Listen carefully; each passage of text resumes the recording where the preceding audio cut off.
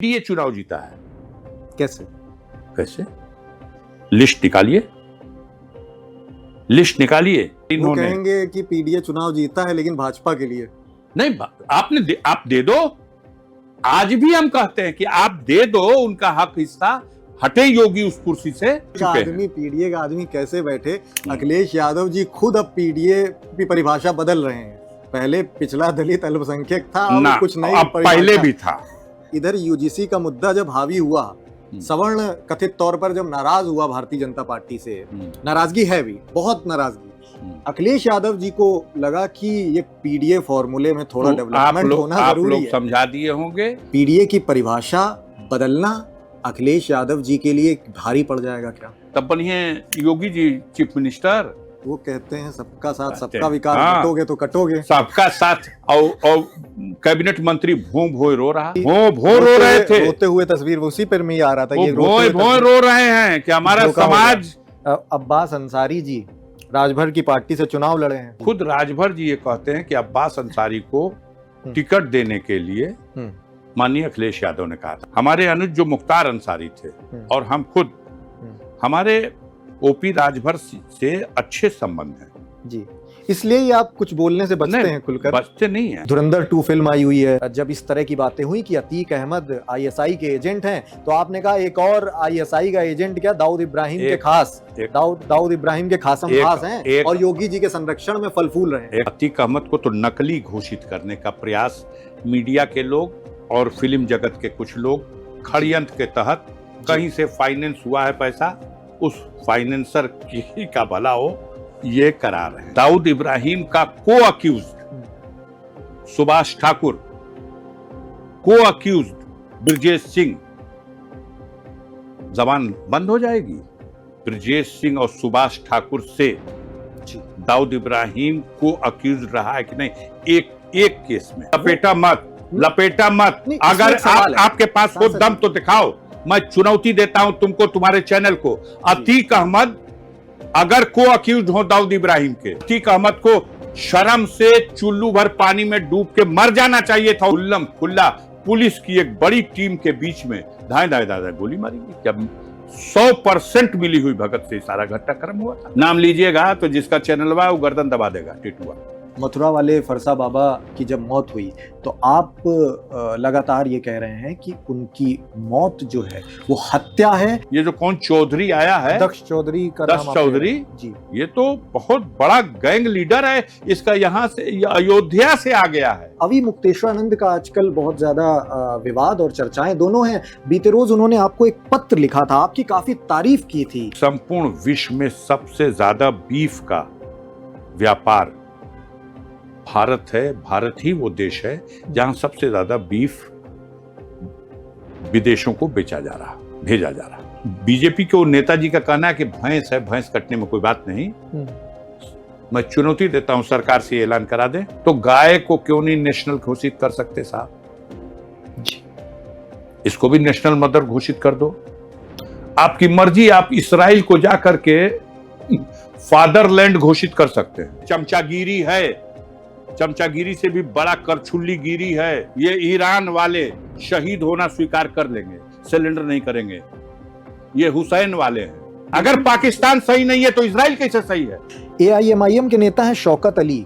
उनका एक बयान बहुत ज्यादा चर्चा में है कि उधर 111 दिया, उधर 111 नहीं, हमें सिर्फ 11 दे दो। एनकाउंटर वालों का हम एनकाउंटर करके दिखा देंगे। अब आपको पता नहीं क्या है, क्यों ये एजेंडा आपको दिया गया है। असदुद्दीन ओवैसी साहब पूरी मजबूती से सक्रिय होंगे तो मुसलमान वोट बटेगा। समाज में सबसे बेवकूफ अगर कोई है तो मुस्लिम मतदाता है। ऐसा आपको कैसे लगा कि ये मुस्लिम मतदाता तो बेवकूफ बनाया जा सकता है? रोज कहते हैं लोग। लिख के रख लो मेरी एक बात, आने फिर कभी भेटा जाएगी तो हमसे कहना मोदी बनारस चुनाव लड़ने नहीं आएंगे। मैं चैनल को चुनौती देता हूं आपके, मोदी को बनारस से लड़वा देना, पर्चा भरवा देना। चैनल को क्या लेना देना? अरे यार, चैनल तो पार्टी बन चुका है। तो इतनी अव्यवस्थाएं सुनो यार, भारत नहीं समझ पा रही है और क्यों नहीं समाजवादी पार्टी को सत्ता में? भारतीय जनता पार्टी को चारों खाना चित्त पटकने का काम समाजवादी पार्टी ने किया है। अभी 2 बार तो दोहरा दिया। एफएम न्यूज देख रहे हैं आप, मैं हूं आपके साथ प्रियंक वाजपेयी। 27 के चुनावों का बिगुल लगभग फूकने को है और इस दौरान सभी लगभग सियासी दलों की जोर आजमाइश जारी है। और इसी श्रृंखला में आज हमारी मौजूदगी एक बेहद खास मेहमान के साथ है। आप गाजीपुर की मिट्टी से निकले हुए हैं, पूर्वांचल की राजनीति के चाणक्य कहे जाते हैं। गाजीपुर के सांसद अफजाल अंसारी जी आज हमारे साथ जुड़े हैं। बहुत स्वागत और बहुत शुक्रिया सांसद जी, एफएम न्यूज के लिए वक्त निकालने के लिए। बहुत धन्यवाद आपका भी हमसे बात करने के लिए। जी, तमाम सवालों पर आपसे बात होगी। शुरुआत लेकिन एक आपकी राजनीतिक जीवन से जुड़ा एक बहुत महत्वपूर्ण पहलू है, उससे शुरुआत करना चाहूंगा। एक आंकड़ा मैं पढ़ रहा था, आपके जो संसदीय क्षेत्र है गाजीपुर, वहां पर जो मुस्लिम की आबादी है, मुस्लिम्स की, वो महज 10% है। लेकिन आपके ऊपर आरोप इस तरह से लगते हैं कि आपकी जीत को हमेशा से ही मुस्लिम वोटर्स से जोड़ा जाता रहा है। ये इस तरह का आरोप आप कितना तथ्यात्मक मानते हैं? महज आपके संसदीय क्षेत्र में 10% मुस्लिम वोटर्स। ये पूछना चाहिए सवाल उन तत्वों से, उन एजेंसियों से, उन मीडिया के बंधुओं से और उन राजनीतिक दलों के नेताओं से जिन्होंने इस तरह का नैरेटिव बना रखा है। वास्तविकता आपको जब पता ही है, आप खुद ही मान रहे हो 10%, तो इसमें हमारे बोलने की गुंजाइश क्या है? ये तो सच है कि 1976 में हमने अपनी शिक्षा पूरी करके और कॉलेज के राजनीति के अंतिम दिनों में ही जी स्टूडेंट फेडरेशन के संगठन के साथ जुड़ करके जी सामाजिक राजनीतिक गतिविधियों में भाग लेना शुरू कर दिया था। तब गाजीपुर में, पूर्वांचल में जी एक नाम था जिसे सही मानों में गरीब अपना मसीहा मानते थे। वो नाम था कॉमरेड सरजू पांडे का। उनके सानिध्य में रह करके, लाल परचम हाथ में लेकर के, हमने गरीब, कमजोर, समाज में दबाए गए लोगों को, जिनका हक हिस्सा लूटा जा रहा था, इज्जत आबरू पर डांका डाला जा रहा था, उनको संगठित करने, उनके हितों की रक्षा में उनके साथ खड़े होने, यहाँ से शुरू किया है। तो बाकी ये सारी चीजें जो आती हैं, यह तो मेरे सामने ही, पहले राजनीति का ये स्तर नहीं था। जब मैंने राजनीति में कदम रखा था ये स्तर नहीं था। अब आप मीडिया के साथियों ने और कुछ स्वार्थी राजनीतिक दलों ने अपने अपने लाभ के हिसाब से नाम देना शुरू कर दिया। सबसे पहले बीजेपी के लोगों ने किसी भी लीडर के बारे में चपकाना शुरू कर दिया, ये तो जातवादी है। पूर्वांचल में एक लीडर हुआ करते थे, सोनेलाल पटेल, आज वो स्वर्ग सिधार चुके हैं। उनको भी जातवादी लीडर की संज्ञा दी गई। चौधरी चरण सिंह को, मुलायम सिंह को एक जात का लीडर होने की संज्ञा दी गई। मान्यवर कांशीराम, बहन कुमारी मायावती को, और दूसरे जो आप नाम आज सुन रहे हो, देख रहे हो राजनीति में सक्रिय, इस सबको बीजेपी के लोगों ने अपने को आदर्शवादी बताया। चाल, चेहरा और चरित्र की बात करने वाले लोग आज कहां खड़े हैं? उनके चाल, चरित्र, चेहरे की चर्चा मत कीजिए, क्योंकि वो आकंठ पाप में डूब चुके हैं। हमने हमेशा सिद्धांतों की राजनीति की। मेरा सिद्धांत समाज के कमजोर के लिए उनके पक्ष में खड़े होना। जी, अब स्टार्टिंग थी लाल परचम के साथ, आज हूं समाजवादी पार्टी में, बीच में मैं बहुजन समाज पार्टी के साथ भी रहा। ये मेरा राजनीतिक सफर है। जी, आप अपने ऊपर मत लीजिएगा। हमारे मीडिया को समाज का आईना माना जाता था। भारत जैसे दुनिया के विशाल लोकतांत्रिक देश में चौथा स्तंभ माना जाता था लोकतंत्र का। लेकिन आज मीडिया कहां खड़ा है? अपने गरिबान में झांक के देखे, जिसके बारे में जिस तरह का नैरेटिव बना दिया जाए, जो सबसे फेलियर है उसको विकास पुरुष की संज्ञा दे दी जाए, और जो जनता का में लोकप्रिय है उसके साथ कोई भी कंट्रोवर्सी जोड़ दी जाए। अब स्थानीय पत्रकारों से जब वहां बात होती है, तो जो मैंने अभी इंट्रो की शुरुआत करी कि पूर्वांचल की राजनीति के चाणक्य का तमगा भी वहां के जो सियासी जानकार हैं वो आपको देते हैं। मैं नहीं मानता, शब्द से मत उसकी एक वजह है सांसद जी कि आपकी जो राजनीति को लेकर भविष्यगामी नजरिया है आपका बहुत ही सटीक होता है। लेकिन फिर एक बात ये खटकती भी है कि समाजवादी पार्टी के सियासी भविष्य को लेकर जो आपके राय मशवरे होते हैं, क्या वो पार्टी प्रमुख उनको नजरअंदाज करते हैं? नहीं, अभी सब नए सवाल जन्म देने का प्रयास है। मैं कह सकता हूं कि समाजवादी पार्टी के मुखिया माननीय श्री अखिलेश यादव जी स्वयं अपने आप में एक परिपक्व नेता हैं और बहुत ही सूझबूझ के साथ इस समाजवादी पार्टी को लेकर के तमाम विपरीत परिस्थितियों में बड़ी चुनौतियां सामने हैं, उसका मुकाबला करते हुए आज देश में इस पार्टी को एक मुकाम तक पहुंचाने में सफलता हासिल की। स्वर्गीय माननीय मुलायम सिंह यादव जी जो संस्थापक थे समाजवादी पार्टी के, उनके कार्यकाल में भी समाजवादी पार्टी को इतनी बुलंदी नहीं मिली थी।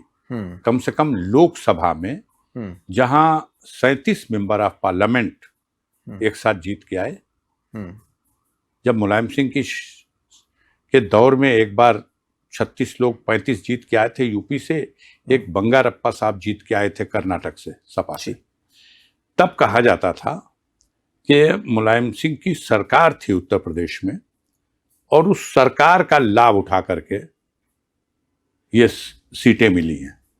लेकिन आज जो चुनाव होगा 2024 में, सरकार तो भारतीय जनता पार्टी की थी, मुखिया योगी आदित्यनाथ थे, 400 पार का नारा था और उत्तर प्रदेश में 80 में 80 सीटें जीत रहे हैं, ऐसा दावा किया जाता था। और इन दावों के बीच से एक शानदार स्कोर जिसमें कम से कम 4 सीटें बेईमानी से रिजल्ट को बदला गया है, जीते हुए लोग हरा दिए गए। बांसगांव की सीट है, सभी जानते हैं, फिरोजाबाद की सीट है, फूलपुर की सीट है, अलीगढ़ की सीट है, मेरठ की सीट है। ये वो सीटें हैं जहां जाइएगा पता करिएगा तो जैसे प्रधानी के चुनाव में हार जीत होती है थोड़े से वोटों से, कई कई घंटा काउंटिंग को रोका गया। क्या इसमें कोई संदेह है कि पूरी तरह से डबल इंजन की सरकार को समर्थन हासिल था, तमाम स्थानीय प्रशासन से लेकर केंद्रीय प्रशासन तक का, चुनाव आयोग का भी जो 80 में 80 जीतने को कह रहा था, सारी बेईमानी के बाद 33 पे उसकी औकात सिमट गई। ये मामूली उपलब्धि है।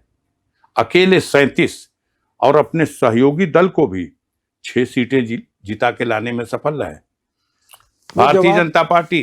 वो इसका जवाब देते हैं उपचुनाव से, कहते हैं विधानसभा उपचुनाव हुए तो उपचुनाव में जो माननीय अखिलेश यादव जी ने एक फार्मूला दिया था, लोकसभा के चुनाव में एक फार्मूला दिया था, आपको याद होगा, उन्होंने कहा था कि आज आवश्यकता है कि असंतुलन समाप्त करने के लिए देश में जातीय आधार पर जनगणना कराई जाए। एक आंदोलन का रूप ले चुका है ये नारा उनका। ठीक। इस नारे की अगली कड़ी थी कि हम पीडीए के लोगों को लेकर उनके न्याय के लिए संघर्ष करेंगे, उनको न्याय दिलाने के लिए संघर्ष करेंगे। अब पीडीए मेरे ख्याल से यह एक सूत्र है, यह एक मंत्र है। समाजवादी पार्टी का एक एक जिम्मेदार साथी इस सूत्र का, इस मंत्र का अर्थ समझ गया और माननीय अखिलेश यादव ने धरातल पर जो चुनाव में लोकसभा के टिकट बांटे और जो सफलता हासिल की, उससे नींद हराम हो गई बड़े बड़े राजनीति के ये ज्ञाता लोगों ये की। सांसद जी जो पीडीए का आपने जिक्र किया, पहले इसकी मैंने अवधारणा आपने बाई इलेक्शन की बात की थी, वहां तक पहुंच रहा हूं। अब जी बाई इलेक्शन का रिजल्ट बताते हैं, मैं वही पहुंच रहा हूं जी। लोकसभा के चुनाव का रिजल्ट देखने के बाद भारतीय जनता पार्टी और उसके सारे कद्दावर लीडरशिप ध्वस्त हो चुकी है, उनका अहंकार ध्वस्त हो चुका है। उन्होंने उसी फार्मूले पर समर्पण कर दिया, सिलेंडर कर दिया बाई इलेक्शन में। जिन 10 सीटों की आप बात कर रहे हैं, क्या बाई इलेक्शन घोसी में नहीं हुआ था? पूरा मंत्रिपरिषद घोसी में था और डंके की चोट पे सुधाकर सिंह लगभग 50,000 वोटों के अंतर से चुनाव जीते थे। सारी सोशल इंजीनियरिंग कर ली गई थी, एक एक बूथ पर इनके कैबिनेट मंत्री घूमे थे, पूरी सरकार की मशीनरी का दुरुपयोग किया गया था। जिस फैजाबाद की अब आप कह रहे हैं कि फैजाबाद नहीं, बाकी जो सीटों में ज्यादातर की गई समाजवादी पार्टी की ओर से, आप बताओ, इसका जवाब है आपके पास? किस तरह से उत्पीड़न किया है वहां प्रशासनिक मशीनरी ने आपके ऊपर गंदा आरोप लगा करके, और आपको जेल में ठूस दिया जाए, आपको, आपके घर को, आपके कारोबार को बुलडोज कर दिया जाए। इन चुनाव के मौके पर मुद्दा बना करके समाजवादी पार्टी के एक बेगुनाह नेता को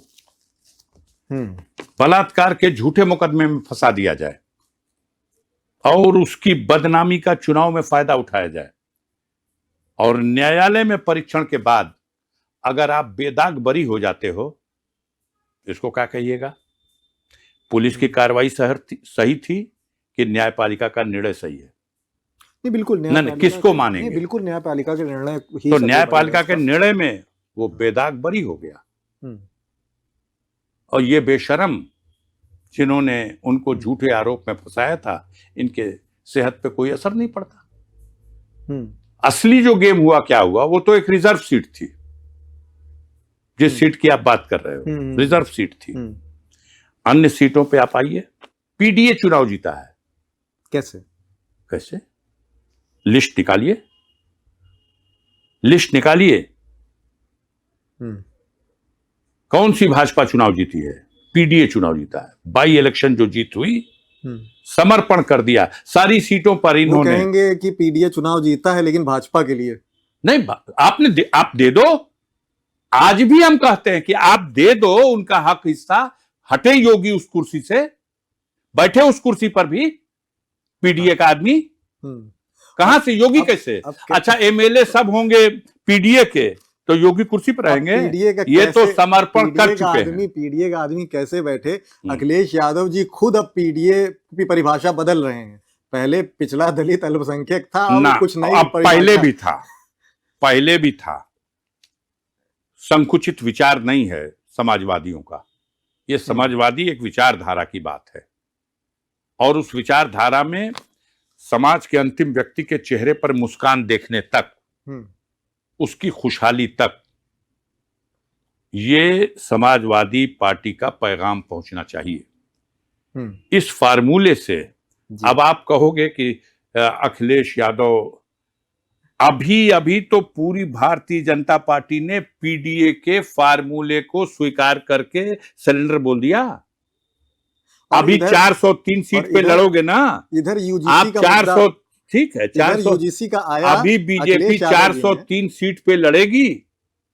जिसकी जितनी संख्या भारी, उसकी उतनी हिस्सेदारी के फार्मूले से टिकट दे दे। ठीक बात आप कह रहे हैं, लेकिन इधर यूजीसी का मुद्दा जब हावी हुआ, सवर्ण कथित तौर पर जब नाराज हुआ भारतीय जनता पार्टी से, नाराजगी है भी, बहुत नाराजगी, अखिलेश यादव जी को लगा कि ये पीडीए फॉर्मूले में थोड़ा डेवलपमेंट होना जरूरी है। आप लोग समझा दिए होंगे, आप लोगों के समझ में गलत आ गया होगा। माननीय अखिलेश यादव जी, उनकी जो नीति है जी, उस नीति के अनुसार समाज में जो कमजोर लोग हैं, जिनका हक हिस्सा लूटा गया है, जो पिछाड़े गए लोग हैं, उनको उनके हक हिस्से को दिलाना उनका एक मंसूबा है। तो ये गलतफहमी में मत रहिएगा, कोई भी इस गलतफहमी में मत रहे।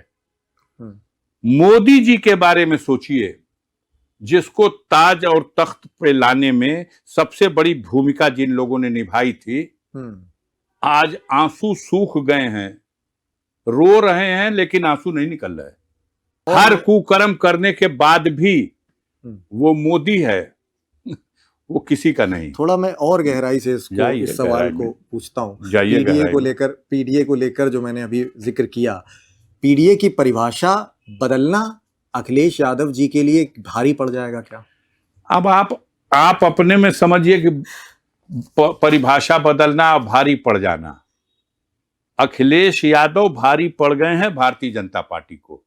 अब भारतीय जनता पार्टी पीडीए को देखा देखी अपना ले, तो हम भी चाहते हैं कि 403 सीटों में 350 सीटों पर पीडीए के लोगों को टिकट दे 350 लोगों को टिकट। तब बनिए योगी जी चीफ मिनिस्टर। वो कहते हैं सबका साथ सबका विकास, कटोगे तो कटोगे। सबका साथ। और कैबिनेट मंत्री भों भों रो रहा। 6 चुनाव हो चुके, संजय निषाद की पार्टी से बीजेपी का समझौता हुआ जी। उनको कहा गया कि देखो, माननीय मुलायम सिंह जी ने अपने शासन सत्ता व्यवस्था में एक प्रस्ताव विधानसभा से पास करा दिया था जी, जिसमें इन जातियों को, खास तौर से जो मझवार हैं, जो बिंद मल्लाह केवट माझी, ये जो निषाद परिवार है पूरा, इसको उन्होंने अनुसूचित जाति का दर्जा देने के लिए एक प्रस्ताव पास कर दिया था। वो प्रस्ताव केंद्र में जब विचाराधीन था, भाजपा ने उसे एक्सेप्ट नहीं किया। उत्तर प्रदेश में जब दूसरी सरकार आई तो उस प्रस्ताव को वापस मंगा ली। वो मझवारा समुदाय ठगा गया। बीजेपी के लोगों ने कहा कि अब कैसे इनको अपनी तरफ जोड़ा जाए, ये ठगने में माहिर हैं। इन्होंने कहा कि भाजपा को वोट करो, हक हिस्सा ले लो, केंद्र में हमारी सरकार, प्रदेश में हमारी सरकार बना दो, हम आपको आरक्षण दे देंगे। झोर के वोट दिया निषाद समाज ने पूरे प्रदेश में, सरकार तो बन गई।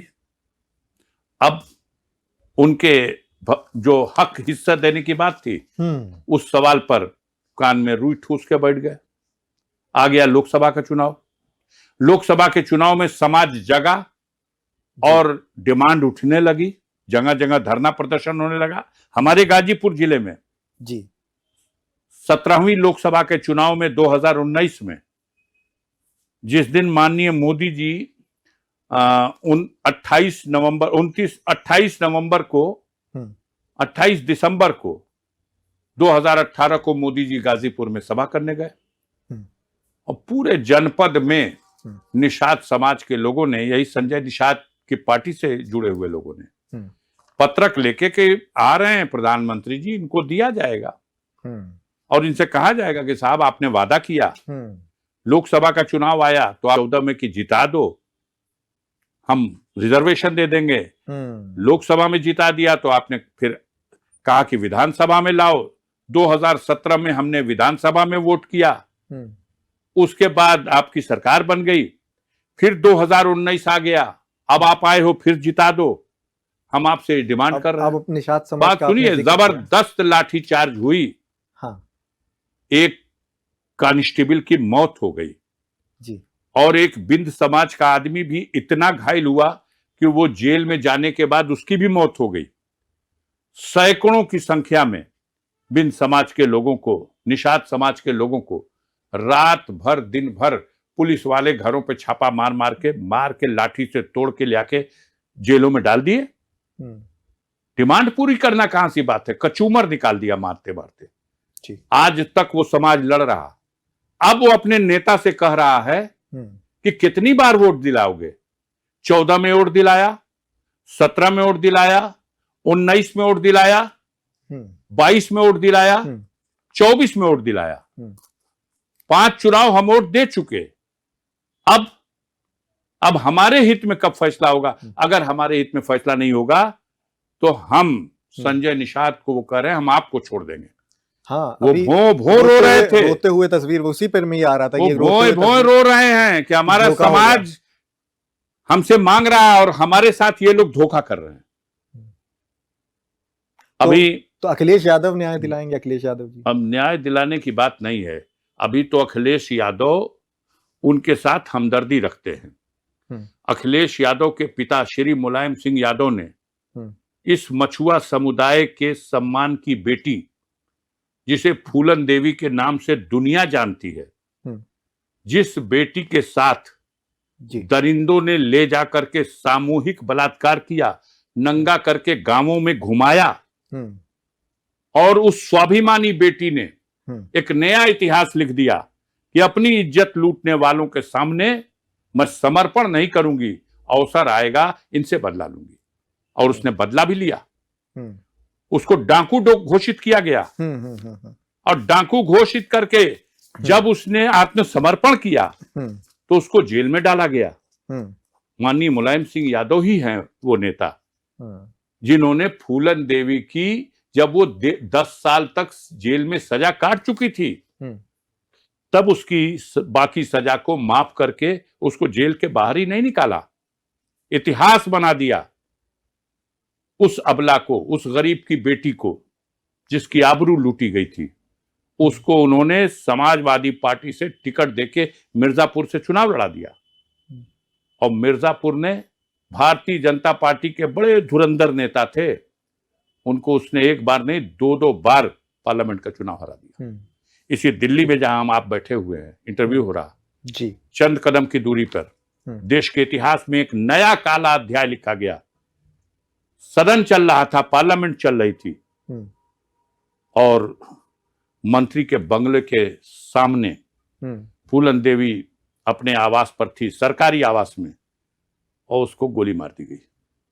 कायराना ढंग से योजना बना के उसके गैरेज में घुस के छुपे हुए हत्यारे उसको गोली मार दिए।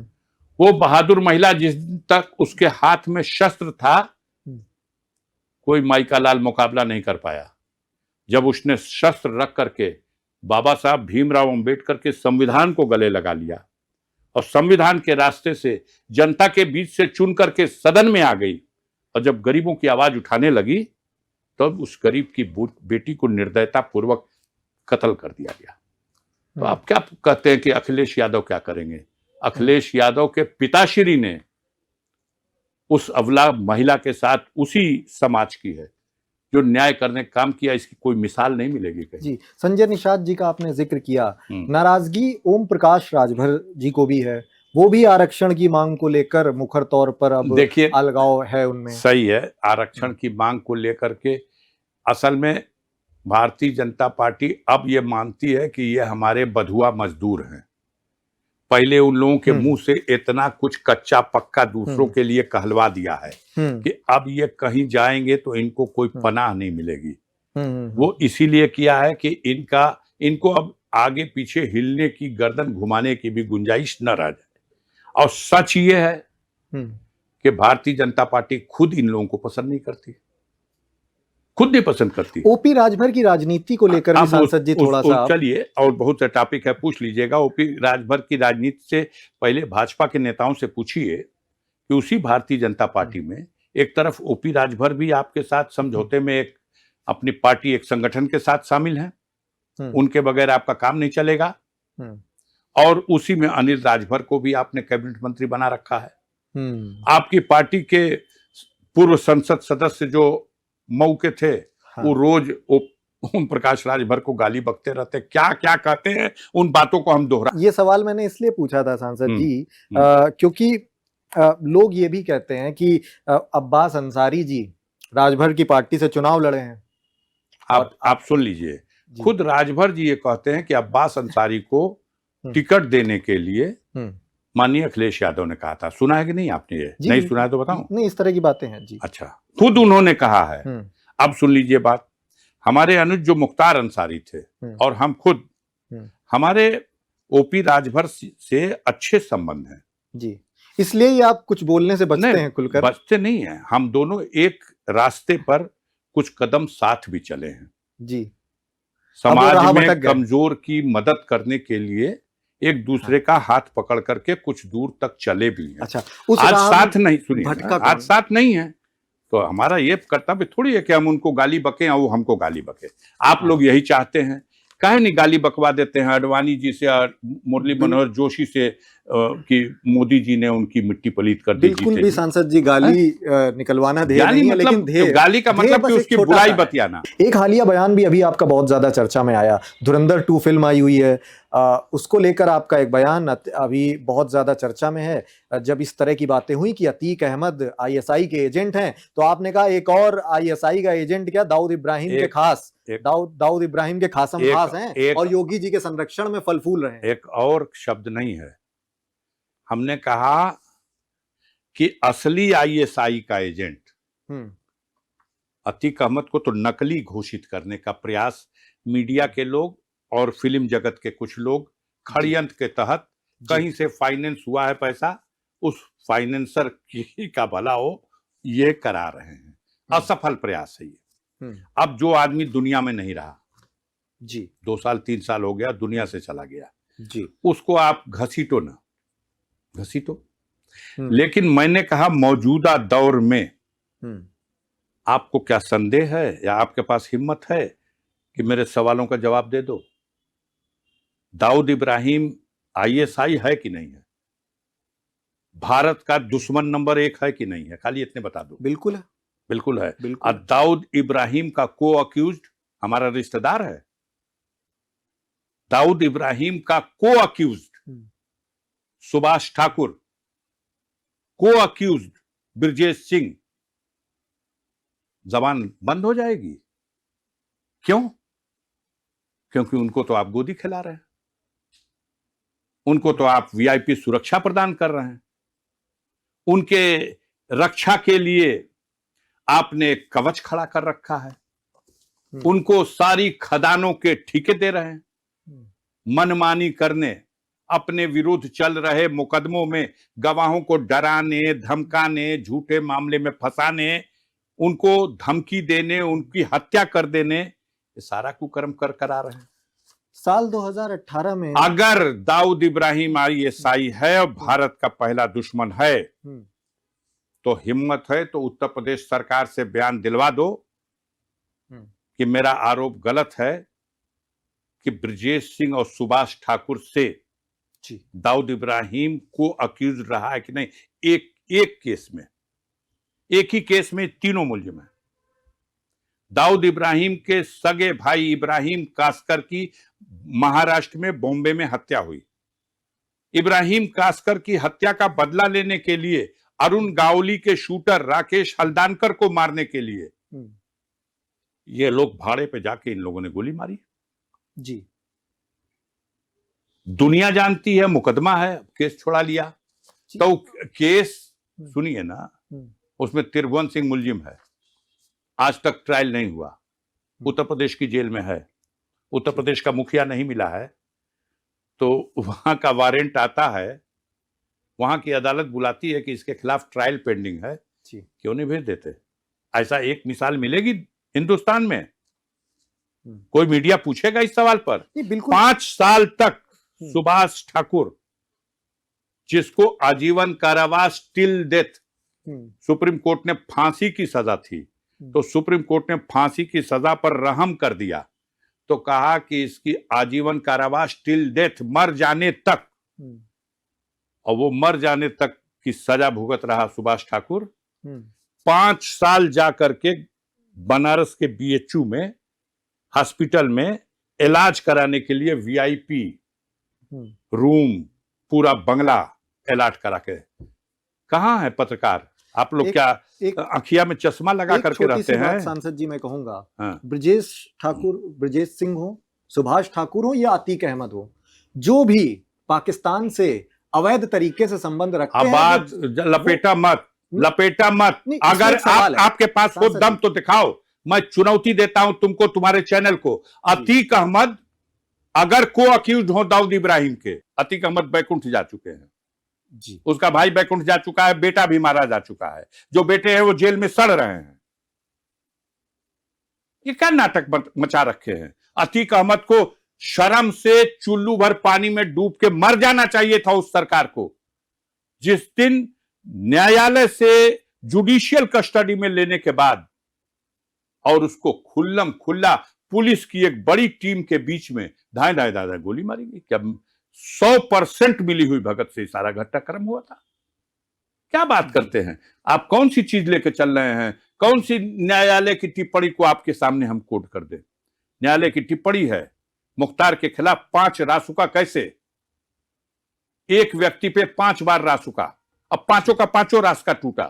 और हाईकोर्ट ने टिप्पणी की कि जब ये कानून बना होगा तो ये नहीं सोचा गया होगा कि एक आदमी जो लगातार जेल में है वो जेल में रह के कैसे राष्ट्र के लिए खतरा है। जी। नहीं, शर्म तो नहीं आती बेशर्मों को?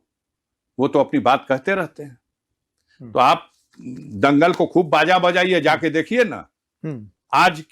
आज आपके फिल्म को देखने उठाने, अब वो फिल्म वाले भी आप जैसे मीडिया वालों को खोज खोज के विज्ञापन दे रहे हैं कि किसी से भी जाकर के सवाल पूछो और इस पे बहस कराओ ताकि हमारी फिल्म हिट कर जाए। सांसद जी, आप ये बेहतर जानते हैं कि मेरे सवाल जो हैं यार, आईएसआई का जहां तक सवाल है, आईएसआई का सवाल जो है, पहला रिश्तेदार क्यों नहीं पकड़ा जा रहा? गवाहों को धमकाना, गवाहों को मार देना वहां के केस में। कहा तो आपसे एक मिसाल, इसका कोई मिसाल हिंदुस्तान के एक मुकदमे की आज तक दिखा दो जहां न्यायालय महाराष्ट्र का बुला रहा है और मुलजिम उत्तर प्रदेश की जेल में है, लेकिन महाराष्ट्र नहीं भेजा जा रहा। जी। क्यों बोलो क्यों? क्योंकि वो भी उस केस में था, वो भी को अक्यूज्ड है त्रिभुवन सिंह, वो भी दाऊद इब्राहिम उस केस का मुख्य मुलजिम है और उसकी साजिश से ये हत्या करने वाले यही लोग हैं, सुभाष ठाकुर, ब्रजेश सिंह, त्रिभुवन सिंह। जी। क्या कार्रवाई हुई है इनके ऊपर? बता सकते हैं? नमूना ले सकते हैं? नाम लीजिएगा तो जिसका चैनल हुआ वो गर्दन दबा देगा टेटुआ। जो सामने है उसको क्यों नहीं हिम्मत है कोई फिल्म बना दे? तो उसको तो हीरो बना के घुमाइए, घुमाओ। नहीं, आपकी नाराजगी जाहिर तौर पर लाजमी है, आपकी नाराजगी। एक बयान सांसद जी आपका और ज्यादा अभी चर्चा में आया, मथुरा वाले फरसा बाबा की जब मौत हुई तो आप लगातार ये कह रहे हैं कि उनकी मौत जो है वो हत्या है, ट्रक के आगे धक्का उनको। हम नहीं कर रहे हैं जी, हम नहीं कर रहे हैं। ये कुछ उपद्रवी तत्व जो उपद्रव कर बढ़ाना चाहते हैं।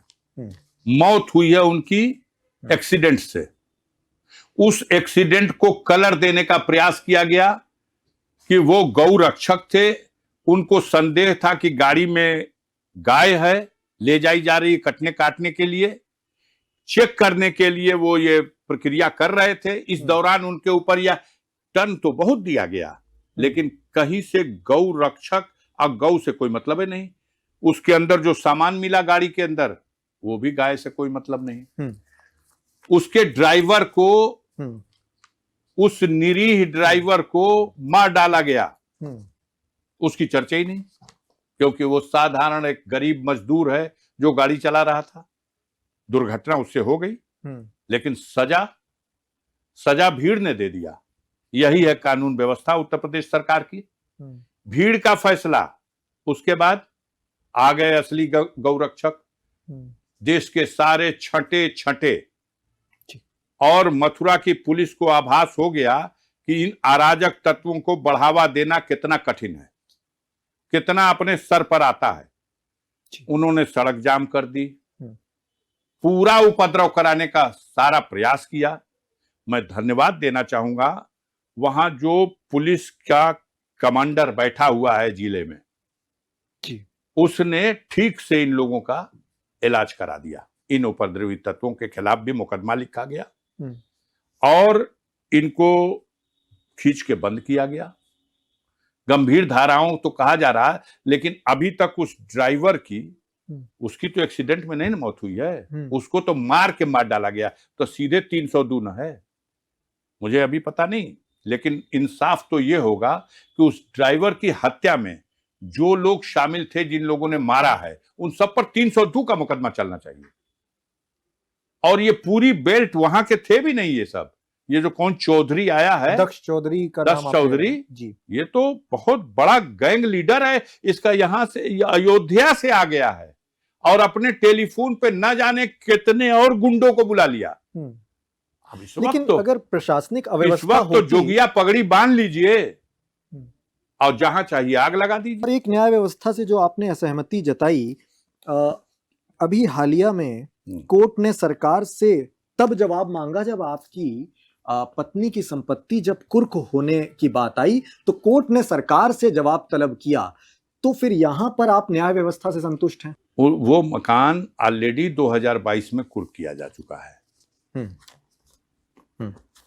जिला अधिकारी के आदेश से कुर्क हो गया, ठीक हो गया। अब उसके बाद न्यायपालिका के सुपुर्द कर दिया गया। एमपी एमएलए स्पेशल कोर्ट में वो मुकदमा चला। सरकारी पक्ष से साक्ष्य सबूत दिए गए और मेरी पत्नी ने भी अपने साक्ष्य सबूत दिए। न्यायालय ने निर्णय कर दिया इनकी संपत्ति मुक्त कर दी जाए।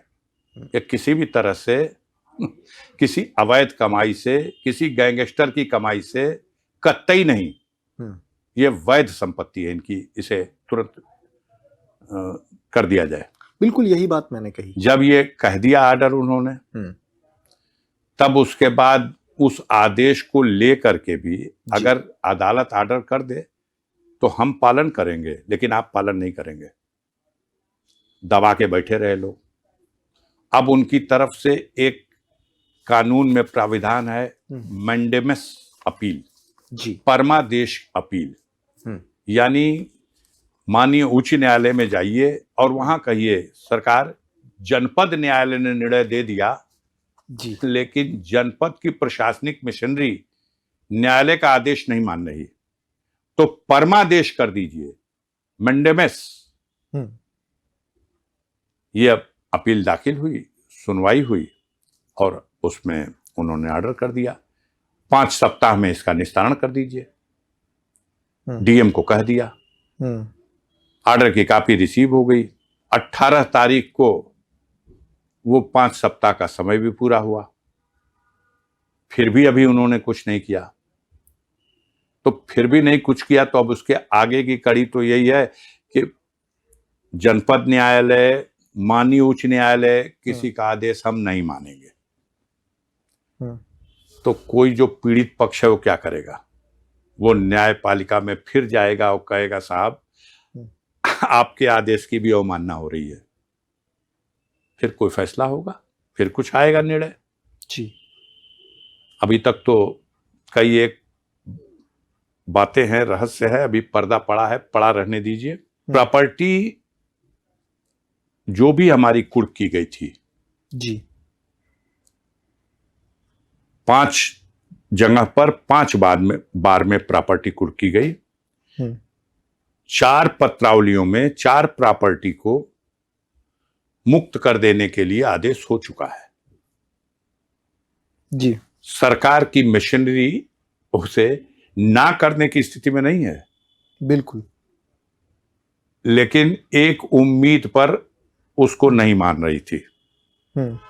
वो उम्मीद ये थी कि अफजाल अंसारी साहब के खिलाफ जो गैंगस्टर का मामला था, जिस मामले में डिस्ट्रिक्ट कोर्ट से उन्हें सजा हुई और माननीय उच्च न्यायालय से वो दोष मुक्त सिद्ध हो गए, उस मामले की अपील हम लोगों ने सर्वोच्च न्यायालय सुप्रीम कोर्ट में डाल दी है। तो अब सुप्रीम कोर्ट में जब अपील है तो जरा रुक के देख लिया जाए।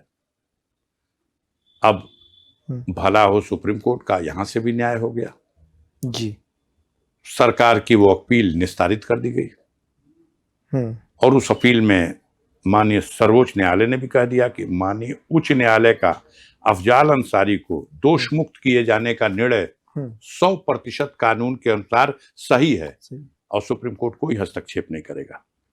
ये भी ऑर्डर हो गया।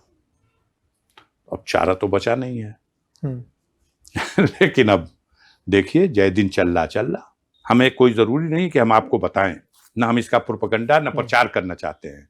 हम आपका प्रोपेगेंडा और प्रचार करेंगे तो वो मेरे लिए और कहीं ना कहीं बाधा खड़ी होती है। नहीं, हमें जो कुछ भी न्याय पे उम्मीद है वो न्यायपालिका से जी, है। सांसद जी, और जो कुछ इसीलिए- हमें प्राप्त होगा आपसे मतलब आपसे नहीं, आपसे मतलब मीडिया से। बिल्कुल बिल्कुल। तो मीडिया के और- माध्यम से मेरा प्रचार करना उद्देश्य नहीं है। नहीं नहीं, बिल्कुल बिल्कुल। और इसलिए ही जो तथ्य सामने नहीं आते हैं उनको जानने के लिए आपके सामने बैठे हैं। और मुझे खुशी है इस बात की कि आप बहुत ब्लंट तरीके से, बहुत बेबाक तरीके से, हमेशा की तरह सहज अंदाज में जवाब दे रहे हैं।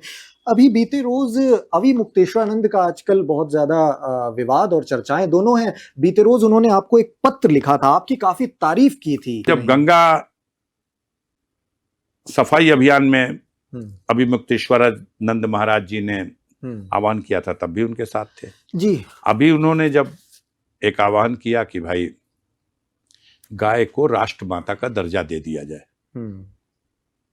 मैंने इस सवाल पर उनका समर्थन किया। जी।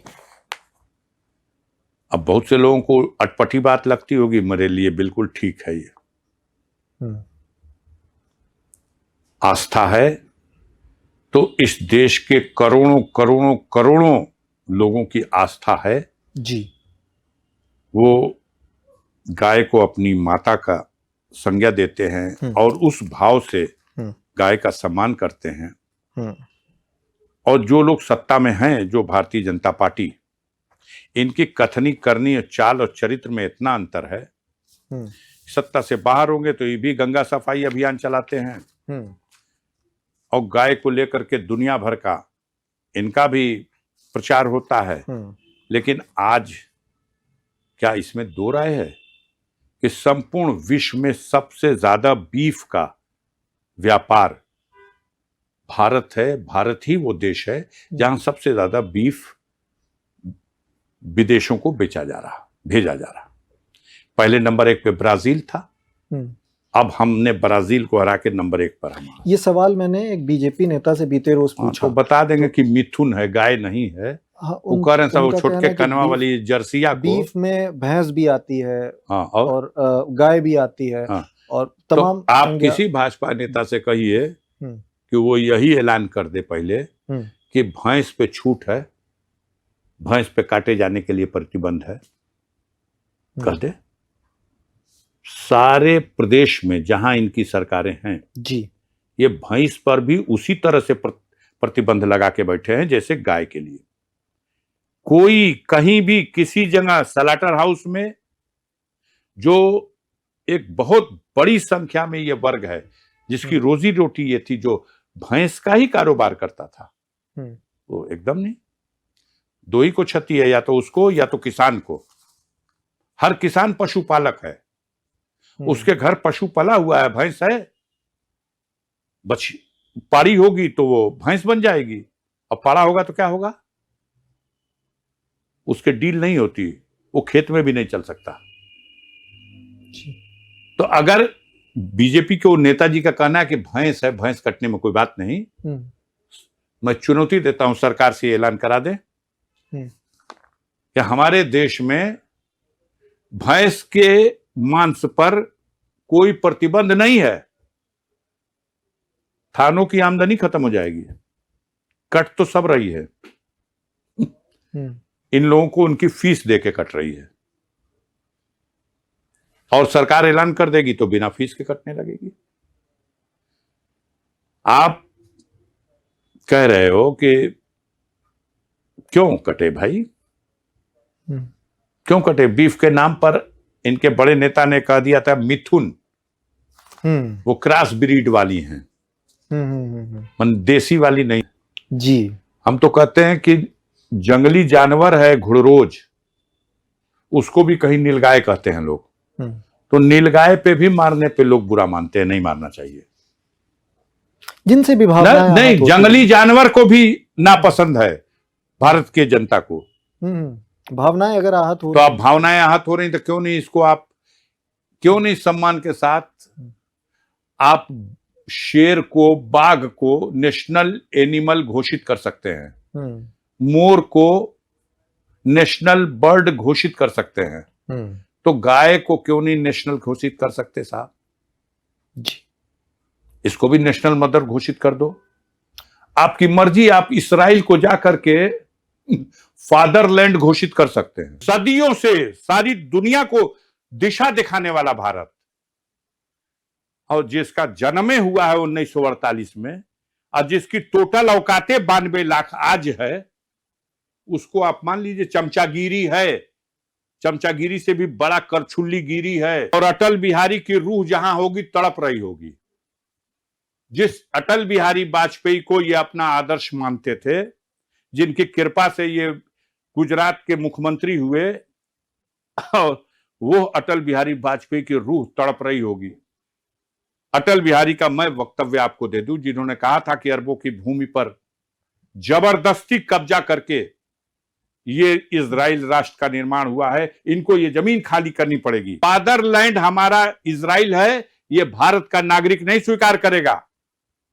अगर इजराइल हमारा फादरलैंड हो सकता है तो हम हिंदुस्तान में कैसे हैं? क्या वहां से हिजरत करके आ गए हैं? ये ईरान वाले शहीद होना स्वीकार कर लेंगे, सिलेंडर नहीं करेंगे। ये हुसैन वाले हैं और ये जुल्म तस्लीम नहीं कर सकते। नहीं, बिल्कुल इस स्टैंड का समर्थन होना चाहिए और आप कर और रहे हैं। कल तक तो भी नामो निशान मिटा देने वाले ट्रंप कल खुद ही बयान दे दिए इस बात के लिए, तो सांसद जी इस बात के लिए जितनी खामनेई साहब की तारीफ हो रही है उतनी ही तारीफ नेतन्याहू की भी होनी चाहिए। वो भी अपनी सरजमी के लिए आप करिए। किसी की जमीन पर किसी का नाजायज कब्जा, आप कश्मीर को अपना मानते हो कि नहीं? बिल्कुल उसका दर्द है। घुट जाओगे पाकिस्तान का कब्जा। और ईरान का स्टैंड क्या नहीं, पाकिस्तान का स्टैंड खराब है। कहो कि पाकिस्तान सही है, कहो कि पाकिस्तान सही है। सही कैसे सही हो? क्यों नहीं सही है? वो भी जितना कब्जा कर लिया उसका है, वो भी जितना कब्जा कर लिया उसका है। कहो अपने मुंह से ये। अगर पाकिस्तान सही नहीं है तो इजराइल कैसे सही है? इजराइल ने भी जबरदस्ती कब्जा किया है। हम पाकिस्तान से एक एक इंच जमीन भारत की छुड़ाने के लिए संघर्ष करते रहेंगे। और ईरान का कश्मीर को लेकर स्टैंड हमेशा भारत के पक्ष में, हमेशा भारत के पक्ष में। अरब लीग में प्रस्ताव पास होने जा रहा था, ईरान ने डंके की चोट पे खड़े होकर के इसका विरोध किया। कहा नहीं, कश्मीर भारत का अभिनंग है, क्योंकि कश्मीर के राजा हरि सिंह ने भारत के प्रधानमंत्री से समझौते में लिख के दिया है कि संपूर्ण कश्मीर भारत का अभिनंग। तो जब हमें कश्मीर के सवाल पर पाकिस्तान का अतिक्रमण मंजूर नहीं, तो हमें इजराइल का अतिक्रमण कैसे मंजूर होगा भाई? ये दोहरी नीति नहीं चल सकती। ये बात साफ सुन लीजिए। ठीक है, बहुत एक लंबे वक्त से आप तमाम गंभीर पहलुओं पर चर्चा कर रहे हैं। कुछ और महत्वपूर्ण मुद्दे हैं, उनको संक्षिप्त तरीके से समझना चाहूँगा। AIMIM की यूपी में जब जोर आजमाइश होती है तो अखिलेश यादव उसका मुखर विरोध करते भी वक्त दर वक्त नजर आते हैं। AIMIM के नेता हैं शौकत अली। उनका एक बयान बहुत ज्यादा चर्चा में है कि उधर 111 दिया, उधर 111 नहीं, हमें सिर्फ 11 दे दो, एनकाउंटर वालों का हम एनकाउंटर करके दिखा देंगे। अब ये सब बयान आप पढ़ते सुनते हैं, हमने न पढ़ा है न सुना है। इस पर आप उन्हीं से प्रतिक्रिया ले लीजिए, हमें कोई प्रतिक्रिया नहीं देनी है। असदुद्दीन ओवैसी की यूपी में जोर आजमाइश क्या प्रभावशाली रहेगी? अब आपको पता नहीं क्या है, क्यों ये एजेंडा आपको दिया गया है। आमतौर से भाजपा के कैंपों में बैठे हुए लोग जो निराश हैं, हताश हैं, परेशान हैं, उन लोगों को उम्मीद की एक ही किरण दिखाई दे रही है कि बंगाल में या उत्तर प्रदेश में चुनाव के वक्त असदुद्दीन ओवैसी साहब पूरी मजबूती से सक्रिय होंगे तो मुसलमान वोट बटेगा। इसलिए बीजेपी कैंपों में खुशियां मनाई जा रही हैं या इसी पर उम्मीद लगाई गई है। आप भी उसी उम्मीद के हिसाब से पूछ रहे हैं। तो अभी ये बिल्कुल, मैं तो वही सवाल पूछ रहा हूं, उसी उम्मीद के हिसाब से ना। और आपके सामने कोई भारतीय जनता पार्टी का नेता बैठा होता उससे वो सवाल नहीं, वो भाजपा के कैंप में जो चर्चा है मैंने वो बताया। भाजपा के कैंप में जो चर्चा है वो हमने बताया। बीजेपी के लोगों को और बहुत से पत्रकार भाइयों को ऐसा लगता है कि समाज में सबसे बेवकूफ अगर कोई है तो मुस्लिम मतदाता है, इसी को बेवकूफ बनाया जा सकता है। तो इसको बेवकूफ बनाने के लिए तमाम तरह के एजेंडे और तमाम तरह की सवाल और तमाम तरह की गतिविधियां हैं। वो समय आएगा, सब सोच समझ के और सही फैसला लेगा। ऐसा आपको कैसे लगा कि ये मुस्लिम मतदाता तो बेवकूफ बनाया जा सकता है? रोज कहते हैं लोग, रोज कहते हैं लोग, रोज कहते हैं लोग कि बहन जी की पार्टी की तरफ से भी 100 से अधिक मुस्लिम कैंडिडेटों को उम्मीदवार तो वो कभी भी खुलकर नहीं, कभी अगर मैं 10 लोगों से पब्लिक रिएक्शन लूं उसमें से 9 भारतीय जनता पार्टी के विरोधी ही होते हैं, और ये कहने पे मुझे बिल्कुल भी गुरेज नहीं है। तब चाहते क्या है? आपने कहा कि मूर्ख बनाया जा सकता है। 10 में से 9 मूर्ख नहीं बना रहे, सुनिए 10 में से 9 नहीं बनाया जा अभी सकता आपने कहा 10 में से 9 पूरे हिंदुस्तान में बता दीजिए, भारतीय जनता पार्टी की कतार में पूरे हिंदुस्तान में कोई बच गया क्या? हमें तो पता चला कि शहनवाज साहब भी किनारे लगा दिए गए, मुख्तार अब्बास नकवी को भी बर्दाश्त करिए, उनको भी किनारे लगा दिया गया। अगर रहा सही एक आध नाम है तो उसकी चर्चा कर लिया जाए, वो भी किनारे हो जाएगा। नहीं सांसद जी, आपने तो भारतीय जनता पार्टी स्वयं जी अपने आप को क्लियर कट जी आइसोलेट करके जिस देश में एक बड़ी संख्या है एक समाज की, एक मान्यता की, एक धर्म को मानने वालों की, उसको 100% आइसोलेट करके आप चल रहे। पहले के लोग ऐसे नहीं थे, पहले अटल बिहारी वाजपेयी थे, उस दौर में तो मिनिस्ट्री हुआ करती थी इन लोगों के पास। अब क्या है? तो अपनी गरीबान में भाजपा देखे, अब उनसे बात कीजिए कि भाई आप इन लोगों को रखते तो कम से कम उस समाज के लोग भी आकर्षित होते। अब वो कहते नहीं, हम लोग तो दूसरा तरकीब लगाए हुए हैं। क्या है दूसरी तरकीब? तो दूसरी तरकीब यह है कि इनके वोटों का विभाजन ये जब आपस में खींचखाच करेंगे तभी हो सकता है। वो कैसे होगा? तो बसपा के लोगों को इस तरह की व्यवस्था दी जाएगी कि 100 से अधिक सीटों पर मुस्लिम कैंडिडेट खड़ा कर दो। अब मुस्लिम कैंडिडेट खड़ा होगा और बसपा का टिकट होगा, तो मान्यता है बीजेपी के लोगों की मुसलमान बेवकूफ है, वो जरूर उस पर चढ़ जाएगा, हम लोगों का फायदा हो जाएगा। लेकिन ठगाते ठगाते ठगाते ठगाते लेकिन जाते नहीं है। अब हाँ, कोशिश और करें लोग, और कोशिश करें लोग। तो इसका मतलब यही उम्मीद थी बंगाल में पिछली बार भी, लेकिन क्या हुआ था रिजल्ट? यही उम्मीद है बंगाल में इस बार भी, यूपी में भी है। अब जब हमें अपने किसी उपलब्धि पे चर्चा नहीं करनी है, ये सरकार ये कह दी, ए भाई सुनिए आप लोग, 2047 में हम विकसित राष्ट्र बना देंगे। क्यों भाई? तो 1947 में आजाद हुआ था, 100 वर्ष लगेगा, इसको विकसित राष्ट्र बना देंगे। और जब विकसित राष्ट्र बनेगा 2047 में, तब ना आप होंगे ना हम होंगे। तो सपना ऐसा दिखा दिया मुंगेरी लाल का कि सवाले बंद हो गया कि कहां एम्स बन रहा, कहां बुलेट ट्रेन चल रही। अब पत्रकार हो, बताओ 2014 में बुलेट ट्रेन चलाने की बात हुई थी, कितनी बुलेट ट्रेन चल रही हैं? चलिए हम अपना टिकट कटा के आपको घुमाएंगे। पूरे देश में एक को है? आप बताइए। उन्होंने कहा था हर वर्ष 5 नया एम्स बनाएंगे, एक को बन गया हो तो बता दीजिए। उन्होंने कहा था हम स्मार्ट सिटी बनाएंगे, दुनिया को छोड़ो चलो बनारस दिखा दें, जिसे क्वेटो बनाने को कहा गया था, कहां खड़ा कर दिया बनारस को लाके आपने। हजारों मंदिरों को तोड़ फोड़ के, मस्जिद तो मस्जिद, मंदिर, प्राचीन मंदिरों को और मूर्तियों को कचूमर निकाल करके फेंक दिया गंगा जी में, चौड़ीकरण के नाम पर। सुनो पहले, तो आपके मुताबिक अगर इतनी अव्यवस्था हो रही तो क्यों रिपीट मोड में सरकार अभी तो रिपोर्ट में हुआ है ना, लिख के रख लो मेरी एक बात, आने फिर कभी भेटा जाएगी तो हमसे कहना मोदी बनारस चुनाव लड़ने नहीं आएंगे, लिख लो। मैं चैनल को चुनौती देता हूं आपके, मोदी को बनारस से लड़वा देना, पर्चा भरवा देना। चैनल को क्या लेना देना? अरे यार, चैनल तो पार्टी बन चुका है, लेकिन हम लोग पार्टी नहीं बने। भारतीय जनता पार्टी, आप बखूबी जानते हैं, भारतीय जनता पार्टी सांसद जी 3 लोग चला रहे हैं। एक कारपोरेट घराने जो मलाई काट रहे हैं, दूसरे मीडिया जगत के लोग जो मलाई काट रहे हैं, और तीसरे वो बड़े उद्योगपति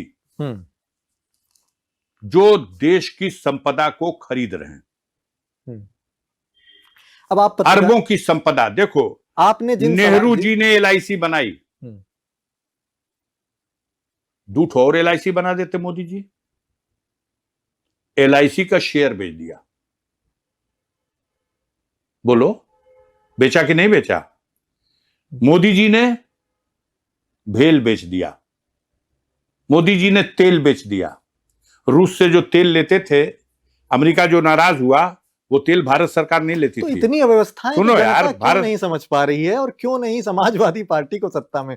फिर समाजवादी पार्टी राष्ट्र की सत्ता की तो बात अभी कर नहीं रही है, लेकिन उत्तर प्रदेश के पैमाने पर राष्ट्रीय चुनाव में भी भारतीय जनता पार्टी को चारों खाना चित्त पटकने का काम समाजवादी पार्टी ने किया है।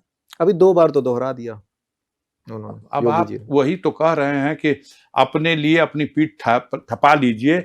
यह इतिहास कहां से मिटा दिया जाएगा कि 80 सीट में 80 जीत रहे हैं और 80 में 33 में खाता क्लोज हो गया। 80 में 33 में खाता क्लोज हो गया। बाई इलेक्शन की बात किया, हमने आपको घोसी का इतिहास बता दिया, अब आप उसके लिए घबराया करिए। बाई इलेक्शन की बात किया, पार्लियामेंट का चुनाव हुआ, मैनपुरी में 3 लाख वोट से जीत के दिखा दिया। क्या बात आप कर रहे हैं? आप कहीं उत्तर प्रदेश में हैं क्या? 2022 में सरकार आपने बना लिया, लेकिन आप कहीं असलियत देखिए कहां है, कैसे हैं? कितनी सीटें थी? 340 335 सीटें। आज कितनी हैं? 245 सीटें। जो 100 सीट घट गया, वो भी अभी बतिया रहा। पर आप विधानसभा में सरकार चला रहे हैं, जीते हुए 245 विधायक आपके साथ हैं। वो कहते हैं जीत सुनिए तो ना, जीत माना जाएगा, कम ज्यादा। हाँ ठीक है, 245 विधायक हैं ना, तभी सरकार चल रही। आपको मालूम है उसमें से 90 ऐसे हैं जो हारे हुए हैं। अभी लोकसभा का जो चुनाव हुआ था, इसमें बड़े बड़े कैबिनेट मंत्री अपने क्षेत्र में 20-20 हजार वोट से हारे हुए। तो का घी पी ली ना, लोग 24 में हारे हैं, 25 में जीत जी हैं। कैसे जीत जाएंगे? 149 सीटों पर भाजपा को लीड मिली है लोकसभा के चुनाव में। 33 लोकसभा और 149 विधानसभा, और 250 सीटों पर सपा जीती है और 37 लोकसभा में जीती है। ये इतिहास कैसे बदल जाएगा? आप सपना देखिए, समय आ रहा है, पता चल जाएगा। आप अपने पुरुषार्थ पे भरोसा नहीं रह गया, तो अब आप वो आ रहे हैं तो वो कुछ वोट काट लेंगे, वो आ रहे हैं तो वो कुछ वोट काटेंगे, वो काट लेंगे। ठीक है, बहुत शुक्रिया सांसद जी। हमेशा की तरह आपने बहुत ही बेबाक तरीके से और बहुत सहज अंदाज में तमाम सवालों का जवाब दिया। कुछ सवालों पर आपकी पत्रकारों को लेकर नाराजगी भी जाहिर तौर पर दिखी।